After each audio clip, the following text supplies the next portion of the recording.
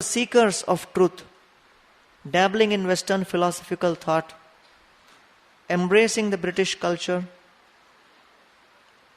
writing various kinds of mundane books, and gradually coming in contact with Lord Chaitanya Mahaprabhu's philosophy. And by his actions, it may appear that he is just like a sadhaka who is just seeking the truth.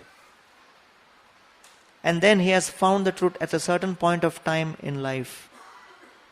But one should not judge the life and the characteristics of great souls. And Saraswati Thakur gives 4 examples. That just like we should not judge the life of Ramananda Rai, because whatever actions he performed were above mundane inspection. One should not judge the life of Arjun, that how he became bewildered in spite of being an eternal associate of the Lord. It is not subject to mundane scrutiny. Or one should not judge Mukunda, how Mukunda was completely on the transcendental platform, but externally he appeared to be just a physician. Externally he was a physician, but internally he was experiencing the highest, deepest ecstasies in relationship with the Lord. And how Pundarik Vidyanidhi was also sometimes mistaken, because his external situation was very, very opulent, but internally he was one of the eternal associates of the Lord. And Gadadhar Pandit directly witnessed this with his own eyes. When certain verses glorifying the Lord's compassionate nature were spoken, the real devotional aspect of Pundarik Vidyanidhi came out. So similarly, when dealing with the lives of great souls, one cannot judge based on limited vision. And with this kind of a warning, we can approach the life of Srila Bhaktivinoda Thakur and try to understand his contribution. Otherwise, one may make an error in judgment and may even commit some offense. So Srila Saraswati Thakur describes that Shishir Kumar Ghosh, who was one of the editors, the owners of Amrit Bazar Patrika, which is the largest circulating daily in the whole world in any language. So he was, at a certain point in time, became a very close friend of Bhaktivinoda Thakur. And he even involved Srila Bhaktivinoda Thakur to edit various magazines which the Amrit Bazar group was publishing. And later, Shishir Kumar Ghosh's grandson ultimately became the chief minister of Bengal during Prabhupada's time. When the Mayapur land transaction was taking place, Tarun Kanti Ghosh was the grandson of Shishir Kumar Ghosh. And he was very close to Srila Prabhupada. So this family was very close to our mission and our sampradaya. And Shishir Kumar Ghosh, who was never a practicing devotee at any point of his life, he observed the life, the integrity, the kind of dedication of Srila Bhaktivinoda Thakur. And he wrote to him, and in fact he wrote in an article in Amrit Bazar Patrika, that I have never seen the 6 Goswamis in my life, but by seeing your activities and by seeing your standards, I feel that you are the 7th Goswami. So Shishir Kumar Ghosh was the person who gave this title, 7th Goswami, to Srila Bhaktivinoda Thakur. So he was born in September of 1838 to Anand Chandadat and Anand Mohini, Jagat Mohini, in a place called Ula, which is in the Nadia district. And from his very childhood, he was subjected to a very wonderful Vedic culture. And in Ula at that time, the family with which we were staying, they were so opulent that practically 1500 Brahmin families were staying in that village. And they would celebrate all Vaishnava festivals with great pomp. And to explain the kind of opulence they enjoyed, it is described that each member of the family in Bhaktivinoda Thakur's house, at that time he was known as Kedarnath Datta. He had his own pet elephant. And all of his brothers were having their own elephants. And that was the kind of opulence they had as children initially. And it is described that the first descriptions of Vaishnava Shastras like Ramayana, Mahabharata, and these things he would hear from the gatekeeper who was there in their house. And he was an ex-dacoit. And he would tell different pastimes of his, of how he killed so many other dacoits. And Kedarnath would spend long hours listening to him. And he would also explain to him the Leelas of Lord Ram and the Leelas of different characters of Mahabharata. And he developed a taste for hearing about the Lord's pastimes from that time. At the age of 7, he entered into the Krishnanagar College, and the professors who were teaching him at that young age could immediately see his proficiency in the English language. And he was praised for his excellent skills and command over the English language right from that stage. One fact about Bhaktivinoda Thakur's life is, from his very childhood, if you just study, as we will see, all through his life he went through a series of tragedies, ups and downs. And this is one of the most inspiring things for us. That when we face difficulties in life, we become morose, we become depressed, we lose hope. But from his very childhood, we can see that Kedarnath Datta, he had an intense life filled with ups and downs. There were various tragedies, various illnesses, sicknesses of the most horrible kind, along with various kinds of problems in government service which he had to face. And in spite of all of that, he could sustain his life perfectly as a great Vaishnava saint. And Srila Prabhupada writes, how was that possible? That was simply possible because of two things. Because of his sincerity and dedication. And in the long run, if one has to maintain his Krishna consciousness, these two things matter the most. Sincerity and dedication. And so Prabhupada writes, by normal standards, no person could have managed these multiple difficult situations. And in spite of that, managed to write more than 150 major Vaishnava books for the first time in the English language and Bengali. So he was not ordinary. Extraordinary determination, extraordinary sincerity and dedication. And no one has managed to make a mark in history without these two qualities of sincerity and dedication.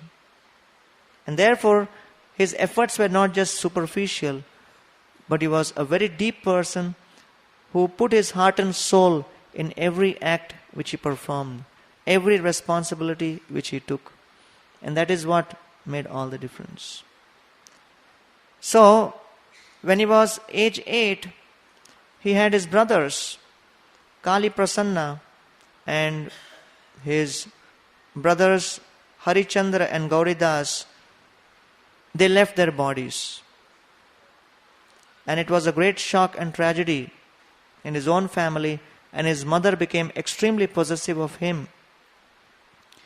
And very soon his father, he was also a very wonderful devotee, Anand Chanda Datta, he also died. So within 1 year, he had to see the deaths of so many close family members. At this time, he started asking questions in life, in this manifest pastime. What is the goal of life? What exactly is God? And he was receiving various kinds of answers from various personalities. He studied Christianity. he started receiving answers from Quran, and then there were some Vedantic scholars. But all of these answers appeared very contradictory. And he could not get satisfactory answers, but his search was on. At the age of 12, he got married, and his first wife, her name was Shayamani, and immediately after marriage, he got the first bout of severe sickness, and he had blood dysentery, an itching sensation which would not go at all, severe skin diseases. And then there was one local doctor who was like a fakir. His name was Fakir Golok. So he treated him with some various methods he had at that time. And while treating him, he made two predictions. And one was that his hometown of Ulagram will be completely devastated by cholera. And secondly, he is going to become a great Vaishnava Acharya in future. So the predictions were there from a very young age. So it was 1856 and he joined the University of Calcutta. And one of his professors in University of Calcutta was Ishwar Chandra Vidyasagar. Was a very famous personality in Indian history. Very prominent scholar at that time. And he also became member of the English Club, the British Literary Society, and he would regularly be making presentations, participating in debates, and writing books. And one of the first books he wrote was a magnum opus 30-volume book on the pastimes or the activities of King Porus in his fight with Alexander the Great. By any standards, this is completely a mundane historical incident. But you can see that the urge to write was there. And he was writing this book. And then he also wrote a 25-volume book on the pastimes of Vikram and Vetal, which all children in India, they grow up with. And he wrote in detail all of these. And he was still writing many more books. But during one of his presentations in the British Literary Society, there was one Britisher. His name was Mr. Dale. And he just asked one question in front of everyone. That you are reading and studying so many books and writing so many books. You are acquiring so much of knowledge. What is the ultimate purpose of all this knowledge which you are acquiring? And that one question, it became such a major landmark in his life that he really started introspecting and thinking, exactly, why am I writing so many books? And why am I studying so many mundane things? What is the ultimate purpose?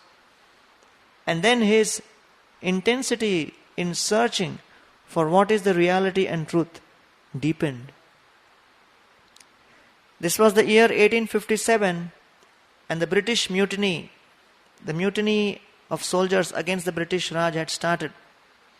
And at that time he became very close friends with Satyendranath Tagore, Vijendranath Tagore and Ramindranath Tagore, that family. And their home would become the hub of all activity. And they would have long discussions on what exactly is happening now in that British mutiny and who is going wrong and who is going right. And his opinions would be considered.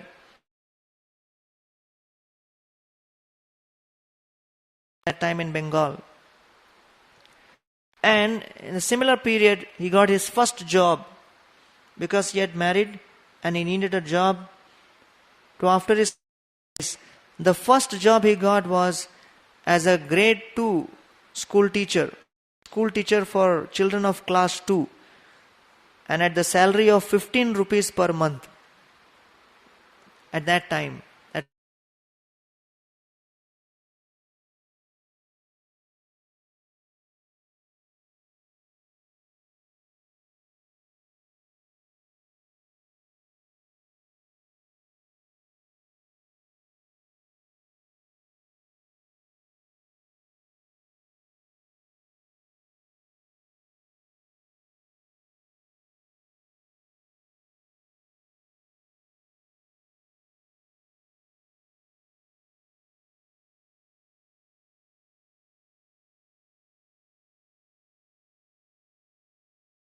And then one customer, while making transaction, he gave extra money than what he was supposed to give.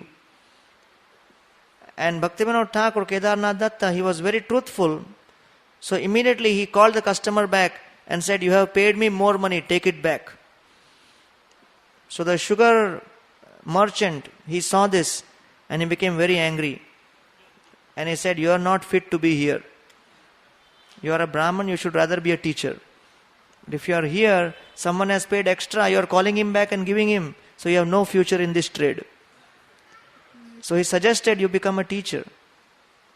So he was taken off from that job also. And this was year 1858. An interesting pastime took place with his grandfather. His maternal grandfather, he was at the place called Choti in Orissa, near Cuttack. And his name was Raja Vallabha Datta. And he visited him because he had called him saying that, "I am going to leave my body." And this Raja Vallabha Datta had certain peculiar eccentricities. He would fast all day, and at night 12 o'clock he would cook kachoris. And he would add some chilies and he would eat that.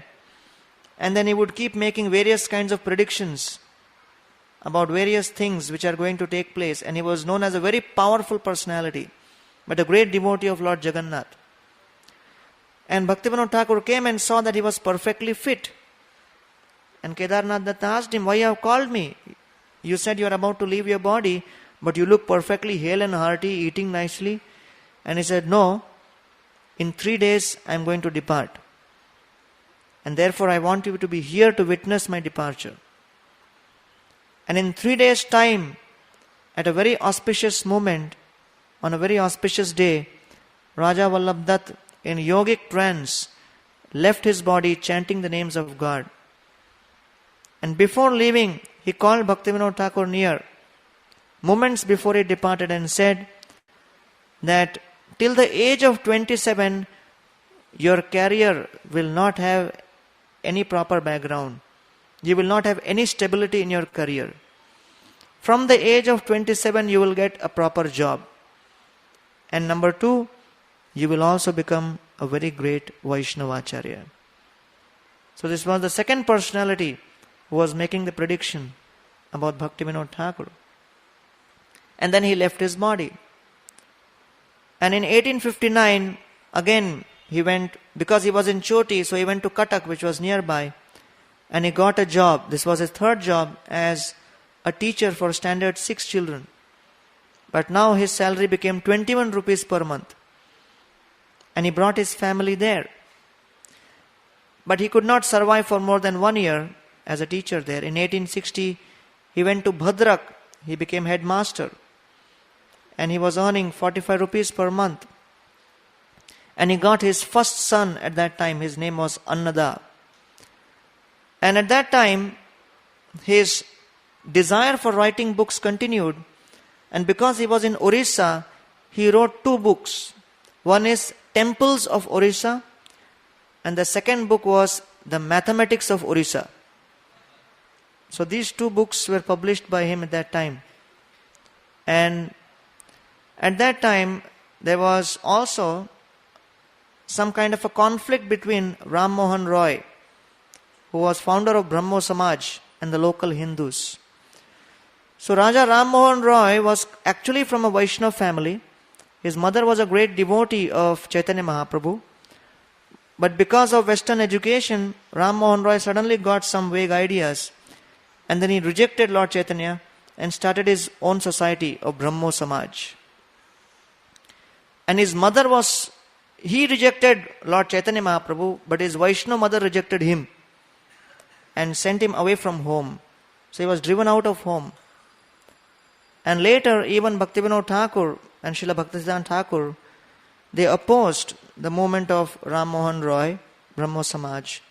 And they used to have a strange prayer, Nirakar Tumar Charan Dekhi, that, "Oh, unmanifest, impersonal, please manifest your feet."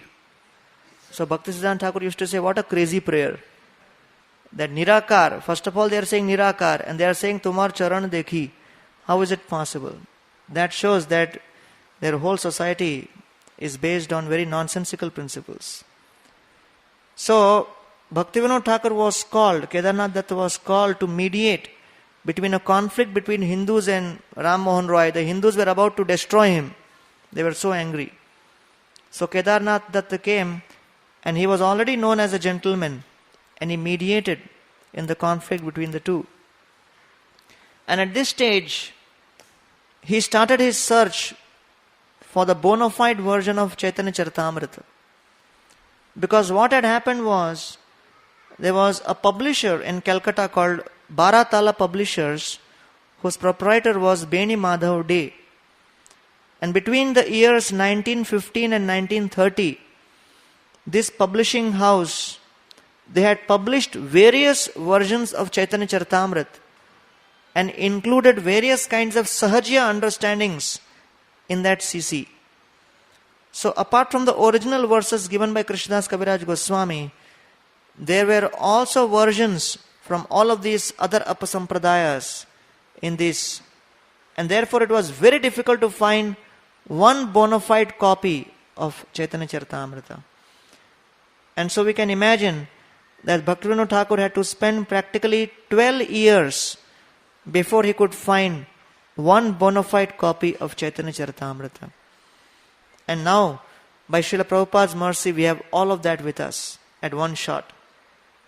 But still, we are finding it so difficult to open this CC and read it.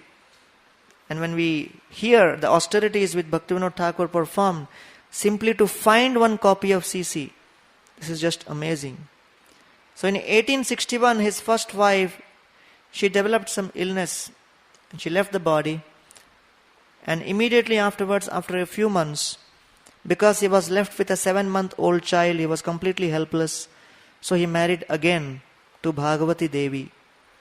And by this time, he got his 7th job as tax collector and a clerk in nearby Cuttack. In 1864, that was a turning point where he received a letter from the government, and especially there was the local British lord at that time, his name was Healy. He had a very good opinion about Bhaktivinoda Thakur, Kedarnath Datta, and he held him in high esteem. And at one shot he received 3 offers. That first was to be a clerk in Cuttack, and the second was to be in charge of the stores, and third was as district magistrate. And provided that he passes the exam of the Britishers, at that time it was the civil service, and immediately he went for this district magistrate's job, and the age at that time was 27. That was exactly as his grandfather had predicted. So he became the district magistrate of Dinajpur, and this was the first time in 1868 in Dinajpur that he got the association of devotees. And that time Kamal Lochan and Ramananda Vasu, they were 2 very great devotees, and they were having satsang at Dinajpur regularly. And Bhaktivinoda Thakur, in their association, started reading and studying Srimad Bhagavatam, Chaitanya Charitamrita, Bhakti Mala, and all of these books. And it is described that in 1 year, he heard and read all of these different books. And within 1 year, he got so inspired, his anuraga, or his great love for the Lord, was ignited to such an extent that in that same year, towards the end, he wrote a book called Satchidananda Premalankar, which was a treatise on the life and teachings of Lord Chaitanya Mahaprabhu. And then this was the beginning of a series of Vaishnava literatures which he was going to present to the world. So 1868 at Dinajpur was a historic period where, after receiving association, he wrote the first book on Lord Chaitanya Mahaprabhu's glories. And in 1869, there was a very famous speech which he gave in one satsang program. and that was Bhagavat, the Srimad Bhagavat, its philosophy, ethics and theology. This was an extempore speech which he gave. And this speech was such a classic that later it became one of the most famous books. This speech was transcribed, and later it was those who took notes from this lecture later published this book, and it became one of the most famous books establishing Gaudiya Vaishnavism as perfectly bona fide and following in footsteps of Lord Chaitanya Mahaprabhu at that time. And in this preface to this book, he writes that how the Srimad Bhagavatam is the perfect literature. How the great sage Vedavyas, he has transmitted from the cold, snowy regions of Badrikashram the heat of Srimad Bhagavatam. And this heat of Srimad Bhagavatam dissipates the ignorance and darkness in all directions. And then he also takes a punch at Ram Mohan Roy and saying that the train of Ram Mohan Roy branches off like the Rani Ghat section of the railways from the barren station of Shankaracharya and does not meet the great Nadia Express of Lord Chaitanya Mahaprabhu, and therefore it is completely non-bona fide. And then he explains in great detail what were the faults and flaws in Ram Mohan Roy's philosophy. In 1871, and that time he was also district magistrate in Champaran, and there was a Brahma Daitya. And this Brahma Daitya was very powerful, and this Brahma Daitya, it had been controlled by a few dacoits. So what these dacoits would do was, they would loot the villagers. And then any villager would give witness in court, this Brahma Daitya would attack. So nobody was willing to give witness against these crooks. So the Brahma Daitya was like part of their gang. So then nobody was able to do anything about this. And Bhaktivinoda Thakur, by his power, he came under this tree where the Brahma Daitya were residing. And he started recitation of Srimad Bhagavatam for several weeks. And by regular recitation of Srimad Bhagavatam, this Brahma Daitya was driven away. In 1871, historic year, he came to Jagannath Puri. He became the district magistrate at Puri. And the first thing he did was visit the Samadhi of Haridas Thakur at Swargadwar. And that is the period, that is the time when he was inspired to write that poem. And one paragraph of that poem is that famous line that one reasons ill who say that Vaishnavas die. So that line was written as part of this series of prayers glorifying Haridas Thakur and his Samadhi. And because he came to Jagannath Puri, his officers in Bengal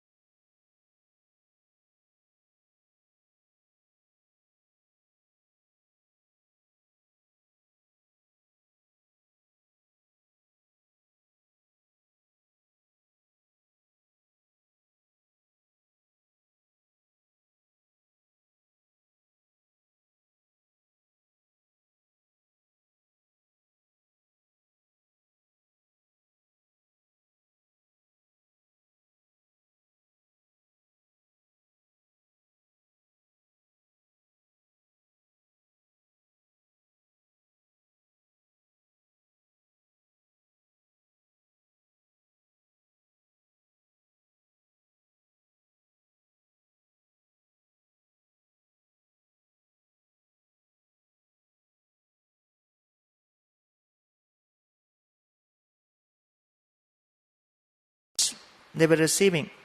And the administration was helpless because the local people were in favor of this Bishak Sen. And at that time, Bishik Sen was claiming that he has risen from the ocean of milk. And he is actually the incarnation of Mahavishnu. And he has arrived in Orissa for the purpose of annihilating the demons and protecting the pious.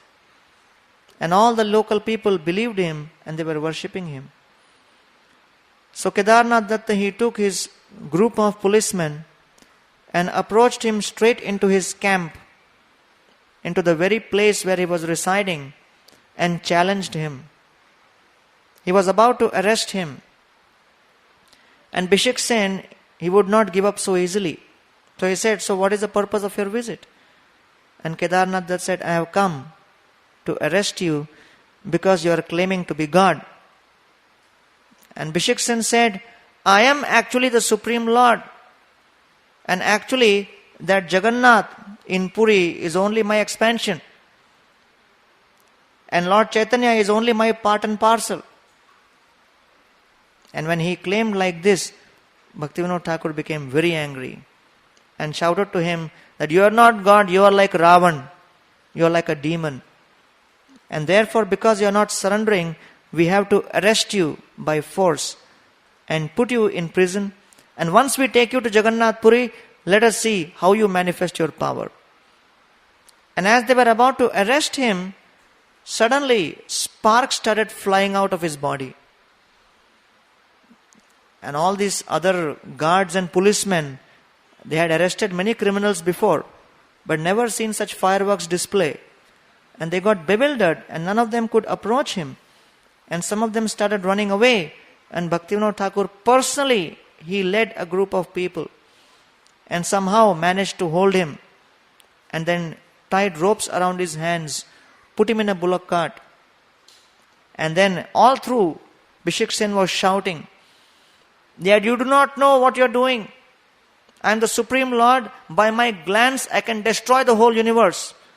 But because the Lord is compassionate on his devotees, he is not doing. But if you continue like this, you are going to pay for it. It was a very scary scene. But Bhaktivinoda Thakur, he was not only a very great compassionate Vaishnava, but he was very powerful in destroying demoniac influences. And not only here, but also in Jagannath, in Vrindavan, he did like that once. When there were local bandits and dacoits called Kanjahars, and they would be attacking all the local devotees and pilgrims, Bhaktivinoda Thakur was the person who attacked them, practically destroyed, killed most of them with the help of his soldiers. And the whole Kanjahar community was destroyed. And from that time, Vrindavan became a more peaceful place. So Bishik Sen was taken to prison and he fasted for 21 days. He had so much of power, he didn't eat for 21 days. And the local people were all protesting against Bhaktivinoda Thakur. It was intense pressure. And not only that, the day the judgment was about to be given, few days before that, his son became severely ill. And on the day of judgment, Bhaktivinoda Thakur suddenly had a kind of cardiac arrest. And he could hardly get up. And his wife was pleading with him, leave this fellow, do not get involved with him, we are going to lose our family life because of him. But he said, no, I am determined. I cannot tolerate any kind of injustice like this. It is my duty to protect the Vaishnava society. And because of his bravery, finally this Bishik Sen was somehow sentenced to prison. And when he was in prison, one of the prison guards, they took the chance and cut off his hair. And all of his power was in his hair. And as soon as his hair was cut, immediately he lost all his power. And within 24 hours, he left his body. And at that time, in another village called Jajpur, a Brahma manifested. So after Mahavishnu, Brahma came. So Bhaktivinoda Thakur had to deal with Brahma. Then in another village nearby, Balram manifested. So Bhaktivinoda Thakur had to deal with so many pseudo-incarnations. But because he was very brave and fearless, he could deal with all of them. And this is a very important part of his contribution that in spite of all opposition, in spite of difficulties, he remained rock steady in the fulfillment of his duties.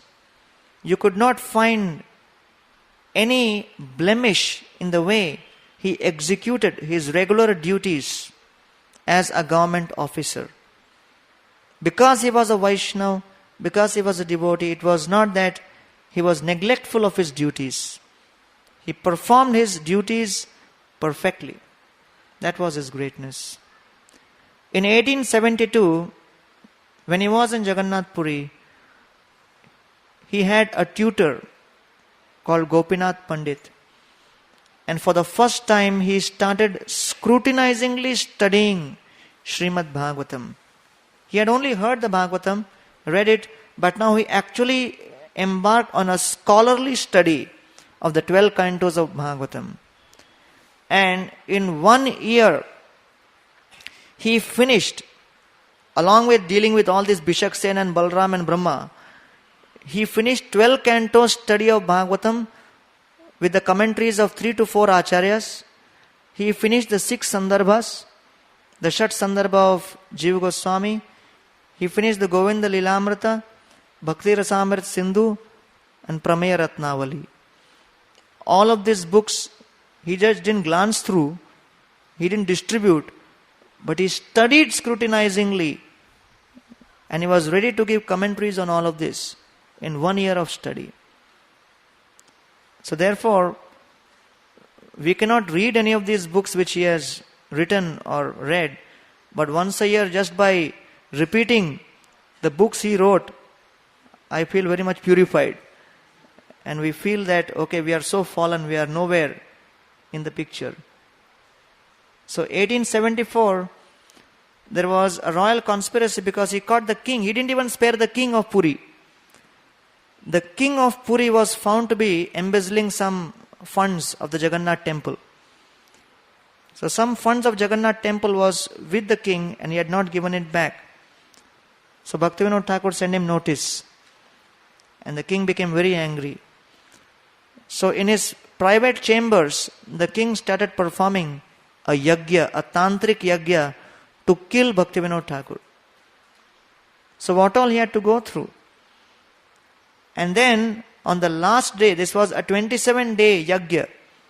And on the last day, when the last oblation was being poured, rather than anything happening to Bhaktivinoda Thakur, the king's son died. That means the whole yagya had an opposite effect because of the power of Saraswati Thakur. And that was also the year when Bimal Prasad was born. That was a historic year. And Bimal Prasad, who later on became Srila Bhaktisiddhanta Saraswati Thakur. And in 1880, this was also a very important year. And this was the year where he started his very famous magazine Sajjan Toshini and Harmonist. And he wrote the book Kalyana Kalpataru, which was containing 3 aspects. One was Upadesh, Upalabdhi and Uchchavas. Upadesh means advice for people like us who are trying to fight with the anarthas. Upalabdhi means attainment of pure devotional service. And Uchchavas means experience of spiritual emotions. And this Kalyana Kalpataru is considered to be a classic. And he also wrote Krishna Samhita in the same year. And he sent a copy of the Krishna Samhita to Ralph Waldo Emerson in the West. And Emerson wrote back a very nice critical acclaim in which he said that I am not able to understand the book completely because it is in a different language, because it was written in Sanskrit and Bengali. But then certain sections I am able to understand, and I think this is a great contribution to the whole society. And this was year 1881, and he came in contact with Bipin Bihari Goswami and then took formal spiritual initiation from him.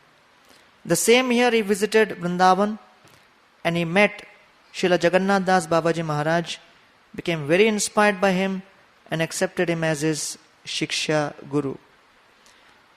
And he was in Braja for 3 months on leave along with his family. But as soon as he entered Braja, he got a severe fever. And when he got this fever, he just prayed to the Lord, "My dear Lord, I have come to Vrindavan to be spiritually inspired. I understand that this fever is because of my past karma. Please, I request you to adjust my karma a little bit. That so that during my stay in Vrindavan I am not sick. You can give the same dose of fever later." And within a couple of days the fever went. But as soon as that period was over and he went back to his next posting at Jessore, immediately he got the fever. And he got severe infection on his right eye. And thus, in 1884, it is described that Bankim Chandra, who was the famous Bengali poet who wrote our Vande Mataram, right? And initially that was supposed to be our national anthem. But then Nehru found that this Vande Mataram does not fit into the proper music melody. So he chose this other song, Jana Gana Mana, which was a song written to glorify King George V, who was coming to India in 1918. So this Jana Gana Mana whole song was written for welcoming King George. But Nehru just took few paragraphs from that and then made it into a national anthem, saying that this is for the country, whereas it's not meant for the country at all. It was for King George. Jana Gana Mana Adhinayak. Adhinayak refers to King George. Jaya He, all glories to you, King George. Bharata Bhagya Vidhata. You are supposed to be the Vidhata of the Bhagya of India. So then, this Bankim Chandra was a very famous poet. And he considered Bhaktivinoda Thakur to be so great that after he wrote his book, he sent it to Bhaktivinoda Thakur and said that you edit this book and make corrections in this book and send it to me. So for any writer and author to request like this from someone is a major thing. And the name of this book was Krishna Charita. So Bhaktivinoda Thakur practically corrected the whole book, because the whole book was filled with philosophical flaws. Because in Krishna Charita, it was written poetically, but he had considered Krishna to be an ordinary mythological character. So Bhaktivinoda Thakur changed the whole thing. Practically 90% of his work was changed. So finally Krishna Charita was published in the name of Bankim Chandra, but actually it was Bhaktivinoda. And then when all the historians read that book, they criticized Bankim Chandra, saying that how you are mentioning in this book that Krishna is a historical personality. Till now all your books were very good, but there is some big problem in this book. And that was a proof that Bhaktivinoda Thakur was perfect, that whatever he did was correct, because generally people consider Krishna to be an ordinary person. And this was the year 1886. And for the first time, the Bhagavad Gita commentaries were written. He took the commentaries of Vishwanath Chakravarti Thakur and he wrote his own commentary, the Rasika Ranjan commentary.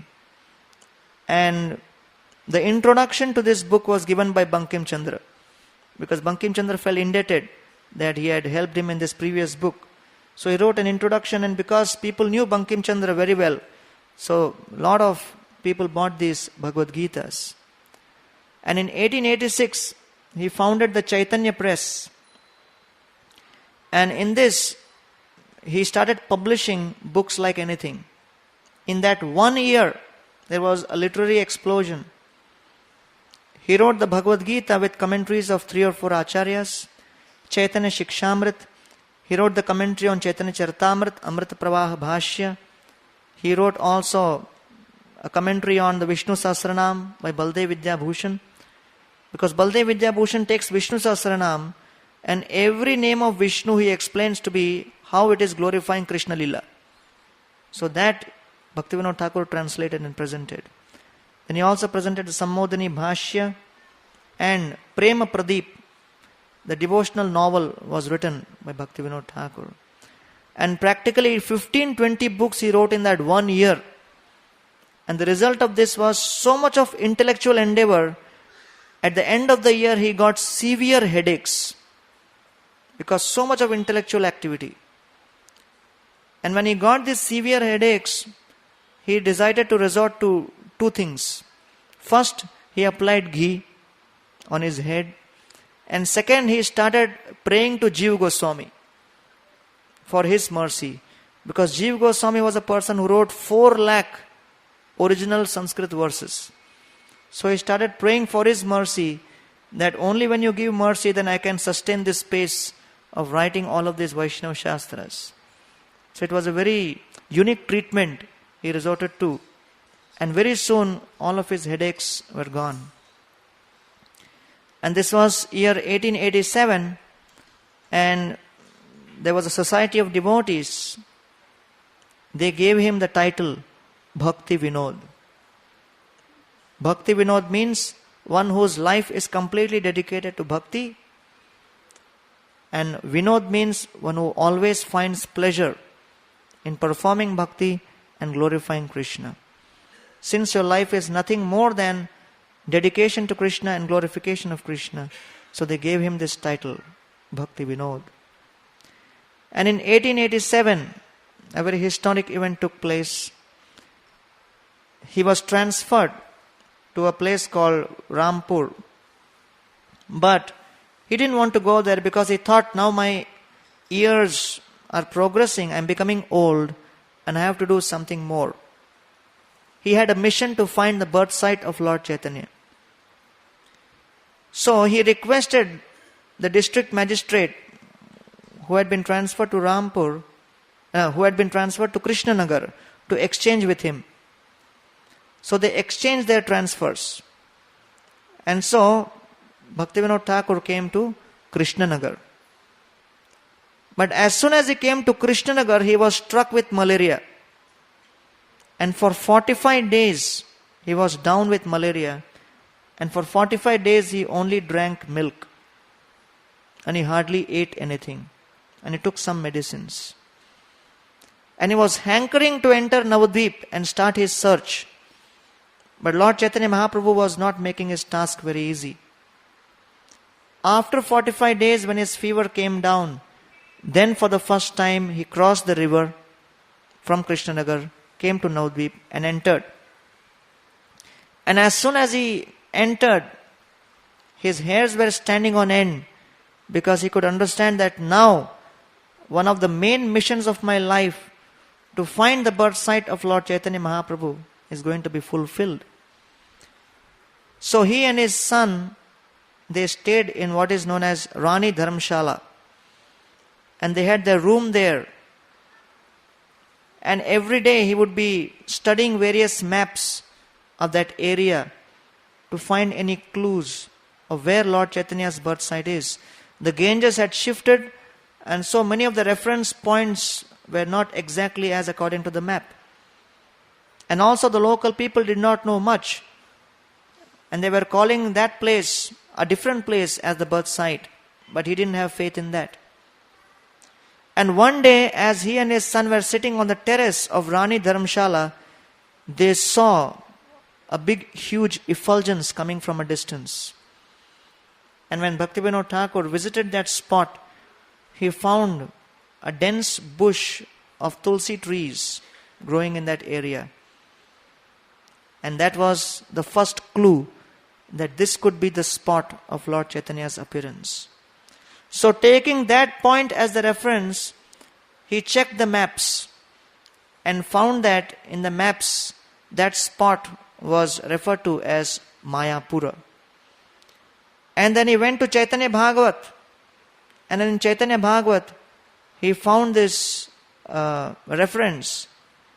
Navadvipe madhye Mayapura namasthan yathaya janmile gaura chandra bhagavan. Where it was described by Vrindavan Das Thakur very clearly that Navadvipa Madhye, right in the very center of the mandal of Navadvip, is a place called Mayapur. And that was the place Yathaya Janmile Gaurachandra Bhagavan. So this was the Shastric evidence. First was the empirical evidence from the map. Second was the Shastric evidence he got from Chaitanya Bhagavat. Then he wanted to have a spiritual evidence. So he brought Jagannath Das Babaji Maharaj with him, who was very old. And he was being carried by his servant Bihari on a basket. And as soon as he arrived at that spot, Jagannath Das Babaji Maharaj jumped into the sky. And he shouted, Eto Amar Nimai Janmasthan. This is my Nimai's birthplace. So that was spiritual evidence.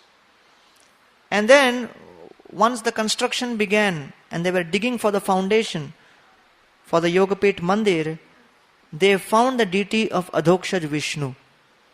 And this was the archaeological evidence that yes, this was the place where Jagannath Mishra and Sachidevi were worshipping the Lord, and the deity of Adhokshaj Vishnu was found. So in this way, from all points of view, it was confirmed that this was the actual location of Lord Chaitanya Mahaprabhu's appearance, and this is one of the major contributions of Bhaktivinoda Thakur to Vaishnava society, that he rediscovered this spot. And so in 1891, he took leave, 2 years leave from his job for preaching. And along with his two dear associates, Ramaseva and Sitanath Mahapatra, he toured all over Bengal and Orissa. And in 2 years' time, he set up 500 Namahattas all over the place. Whatever he did, he would do intensely. 500 Namahattas in just 2 years. And all of their satsangs would have at least 1,000 to 2,000 people. And they would have huge kirtan, and he would speak for some time, and again they would have kirtan, and there would be prasad distribution. And he gave the blueprint for the modern day preaching mission, which was founded by Bhaktisiddhanta Thakur in form of Gaudiya Math and later Srila Prabhupada as ISKCON, of how organized preaching can take place. What is the structure for preaching? This entire Namahatta of initially preaching, and then sanghas being formed, and then these sanghas multiplying, and then further sanghas being created. So what we call as Bhakti Vriksha model now of congregational preaching development was originally envisaged by Srila Bhaktivinoda Thakur. And in 1891, they founded the Navdeep Dham Pracharini Sabha, which was a trust for beginning the temple construction at the spot of Lord Chaitanya's appearance. And the king of Tripura was made the president of this Sabha. And therefore, very soon this temple at Yogapit was to come up. And in 1894, he retired to Surabhi Kunj. He retired officially from his government service, went to Surabhi Kunj, and then he started personally collecting funds for the construction of this temple. He would go house to house, even to houses which would give them hardly a few rupees. He was not concerned with how much money they were giving, but he just considered himself to be a beggar. And he would beg people. Now someone who had been a government servant, who had been a district magistrate, who had so much of power and influence before, now post-retirement, he did not go into some kind of a crisis. He actually took the mood of a humble servant, and holding chadar in front of him, he was begging in people's homes. He would even visit the homes of people who were inimical to him, against him, and he would beg from them, please contribute a penny for this Vishnupriya Adhokshaj Mandir, Vishnupriya temple at Gaur Vishnupriya Mandir at this spot at Yogapit. And then by his efforts, in March 1895, on Gaur Purnima Day, was the massive installation festival of this Gaur Vishnupriya deities, and the deities were installed, which we see even now at Yogapit, and there was a 7-day festival organized by him on this occasion. And with the mercy of the Supreme Lord, in 1896, for the first time, his works reached the Western world. and went to Canada. And Srila Prabhupada was also born in the same year. And Srila Prabhupada was asked later by one of his disciples, Achyutananda Swami, that why Srila Bhaktivinoda Thakur did not go to the West, only sent his books to the West. And Srila Prabhupada said, Bhaktivinoda Thakur was so powerful that he could have done the preaching himself. But then what we would have done? We would have had no service. Therefore, he was merciful. And therefore, he left behind some service for me and for all of you. Otherwise, he is so powerful, he could have done all of it himself. So, Srila Prabhupada gave full credit to Bhaktivinoda Thakur. And in 1901, a very interesting incident took place. Bhaktivinoda Thakur wrote a book called Srimad Bhagavat Archa Arka Marichi Mala. So generally Bhagavatam is 12 cantos, but it is not systematically described topic-wise. And what Bhaktivinoda Thakur did was, he took this entire Srimad Bhagavatam and presented it from the point of view of Sambandha, Abhideya and Prayojan, and he explained the different concepts according to topics. So that is Srimad Bhagavat Arka Marichi Mala. And it is considered to be a classic literature because the very complex book Bhagavatam is presented in a very simple fashion. So when asked how he was inspired to do it, he said that I was praying to the Lord to give me some inspiration on how to present this Bhagavatam nicely. And the Supreme Lord's associate, Swarup Damodar Goswami, appeared to me.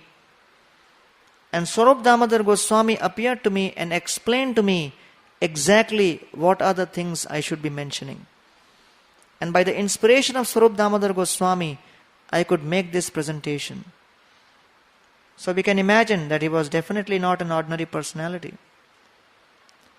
And then 1908, another interesting incident took place. One of his bosses during his British Raj was Sir William Duke, who was the collector at Calcutta. So when Bhaktivinoda Thakur was in Calcutta visiting from Navadvip for some purpose, Sir William Duke visited him and invited him to come to the writer's building. That was supposed to be one of the headquarters of the Britishers.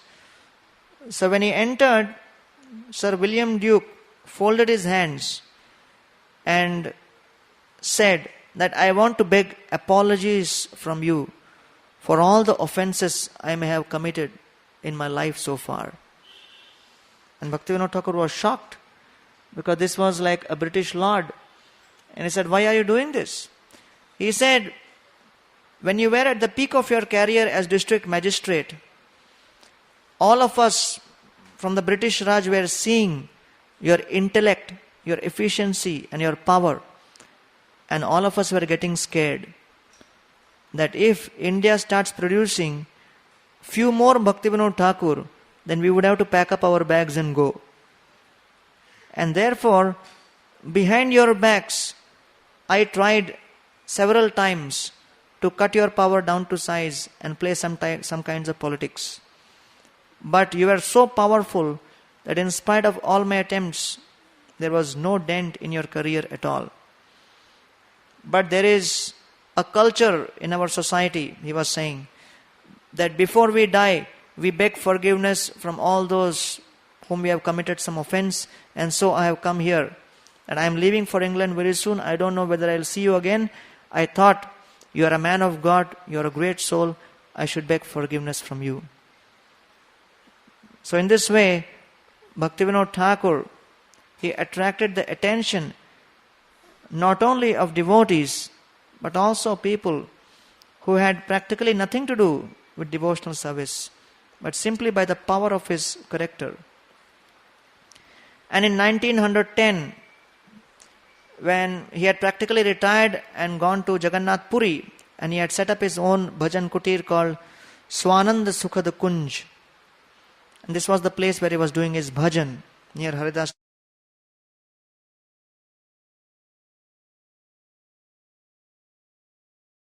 Would visit him and fall at his feet and beg him, please instruct me, please give me guidance.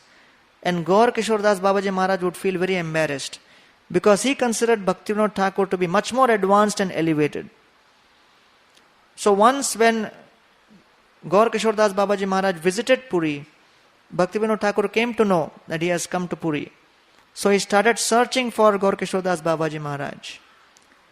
But Gaur Kishore Das Babaji Maharaj went and took shelter in the house of a prostitute.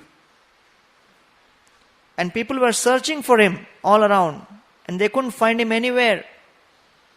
And finally, he was found sitting outside a prostitute's home and laughing that today I have outwitted Kedarnath Babu.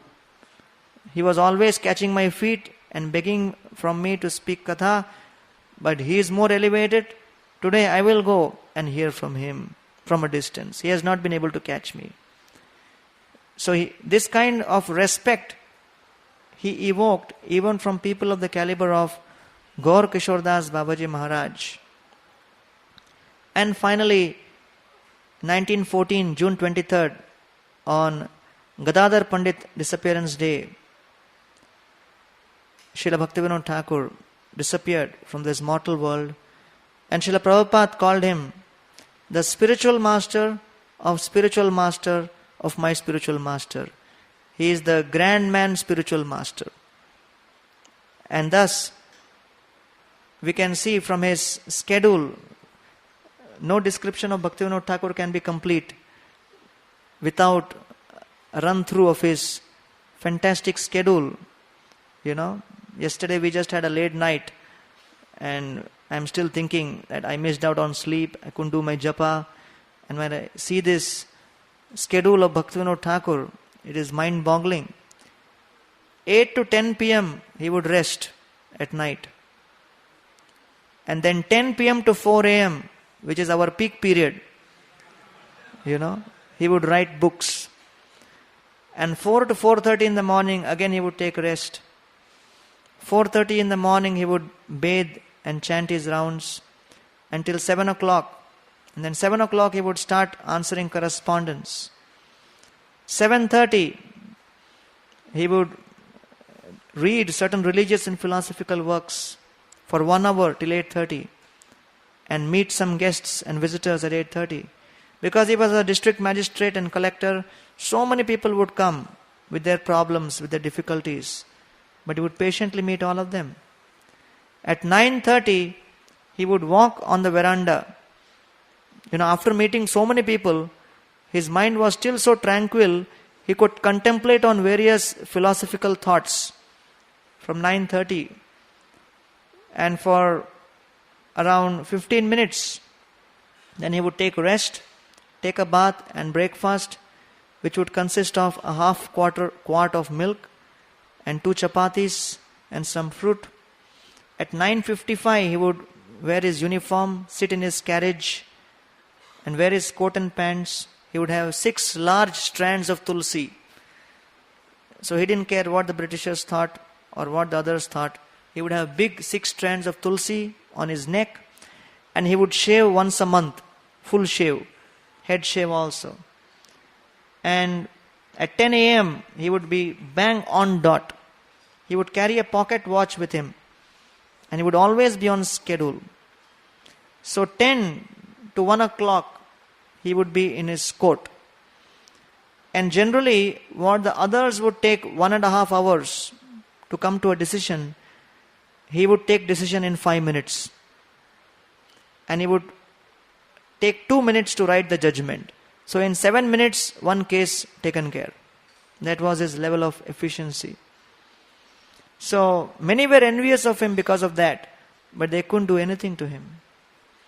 At 1 p.m. he would come home, refresh, and then return from 2 to 5. Again from 5 to 7 he would spend in translating Sanskrit and Bengali literatures, and he would dictate to a secretary. He would have a bath, take a meal. Again his dinner would consist of little rice, chapati and some milk. And then after that at 8 o'clock again he would take rest. Like this, year after year, he would spend producing volumes of literature. And such books And Srila Prabhupada mentions that without Krishna's inspiration and intervention, this is not possible. This is directly Krishna's hand. No ordinary person can even imagine doing this. So on this most auspicious appearance day of Srila Bhaktivinoda Thakur, we pray at his divine lotus feet that by his mercy we can also get a drop of dedication and sincerity, an empowerment in preaching and spreading the glories of Lord Chaitanya Mahaprabhu. Because factually on this path of bhakti, our own efforts give very limited results. Our own efforts should only be directed to attract the mercy of the Lord and His devotees. And when such great souls who on their appearance day become very merciful and they release their mercy in great quantities. So if we pray to Srila Bhaktivinoda Thakur on this day, we will also be recipients of his mercy, and by his mercy, although filled with all kinds of faults, although not qualified, but still we can pray to be insignificant instruments in the hands of his dedicated servants like Srila Prabhupada and his representatives, so that we can also purify ourselves and perfect our lives. Srila Bhaktivinoda Thakur ki